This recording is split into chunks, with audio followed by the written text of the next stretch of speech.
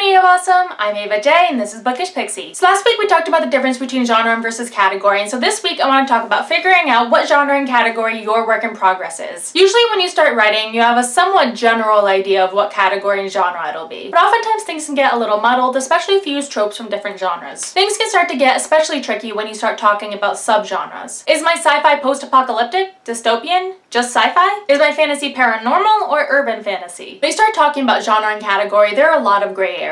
My protagonist is 14. Is that a middle grade or a young adult? What about 18-year-old protagonists who are just about to start college? Is that young adult or new adult? The first step to figuring out where your work in progress fits is to take a general guess. If you're writing something historical and realistic, then it's probably not going to be fantasy or paranormal or science fiction or dystopian. If you're writing a book about a senior in high school, then it's probably not going to be a middle grade novel. So this is the easy step. Just eliminate the genre and categories that you know your work in progress definitely is not. If you're not really familiar with the genre and category that you think your work in progress might be, then you need to start reading immediately. This is not optional. You need to be familiar with what's already in the market and your genre and category before you can start writing it. The more familiar you are with what's out there, the easier it will be for you to categorize your own novel. So step 2 is to read and research until you can pinpoint where your work in progress fits in and until you know that genre and category really well. Now let's say that you've done your research and you've narrowed it down to a couple options, but you're still not completely sure. The last step is to identify what your work in progress is primarily. It's okay if your sci-fi has a mystery subplot or has elements that are often seen in fantasy or has a lot of romance. If your sci-fi book has a lot of romance in it, it is not a romance novel, it is a sci-fi with a romantic subplot. Or if your high fantasy has a mystery subplot in it, it's not a mystery, it's still a high fantasy. You need to look at the big picture and figure out what is the largest influence in your novel. You need to ask yourself what somebody would think if they didn't know about any of the subplots and were asked to identify your genre. By looking at the big picture and figuring out what elements are most important in your novel, you'll be able to better identify where your novel fits in. So that's all I got for today. If you liked what you saw, don't forget to subscribe and comment, and I'll see you guys next week.